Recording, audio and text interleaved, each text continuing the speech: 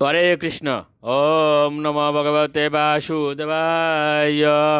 ওম নমো ভগবতে বাসুদেবায়। ওম নমো ভগবতে বাসুদেবায়। শ্রীমদ্ ভাগবত তৃতীয় স্কন্দ স্থানম সৃষ্টি স্থিতি একবিংশতি অধ্যায় মনু কর্দম সংবাদ। শ্লোক 34। মনু সন্দনম আস্তায় সাত কম্ব পরিচ্ছদম আরূপ্য শাম দুহিতরম সভারীয় পরিয়টন মহিম। অনুবাদ: সাম্যমনু তার বার্যাসহ স্বর্ণাবরণ মণ্ডিত রথে আরোহণ করেছিলেন।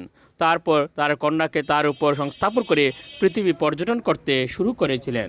শ্লোক 37।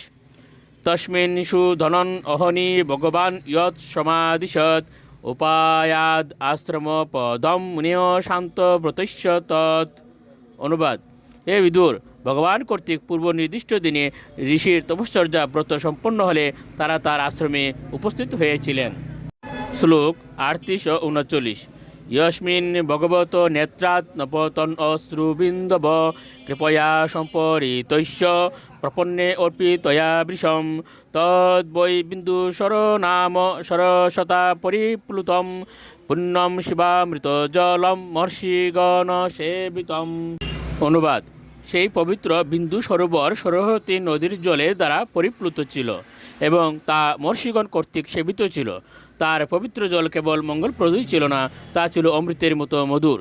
সেই সরোবরের নাম ছিল বিন্দু সরোবর, কেননা শরণাগত ঋষির প্রতি গভীর করুণায় অভিভূত হওয়ার ফলে ভগবান নেত্র থেকে সেখানে অশ্রুবিন্দু পতিত হয়েছিল। শ্লোক 40। পুণ্য দ্রুম লতা জালয় কুজত পুণ্য মৃগ দ্বিজয় সর্ব ঋতু ফল পুষ্পাঢ্যম বনরাজে শ্রিয়ান্বিতম। অনুবাদ: সেই সরোবরের তট পবিত্র বৃক্ষরাজি ও লতা দ্বারা সুশোভিত ছিল এবং সমস্ত ঋতুর ফল ও ফুলের দ্বারা সেইগুলি সমৃদ্ধ ছিল। তা বিবিধভাবে কুজনরত পবিত্র পশু পাখিদের আশ্রয় দান করেছিল। তা বন্য বৃক্ষরাজির কুঞ্জের শোভার দ্বারা বিভূষিত ছিল। হরে কৃষ্ণ।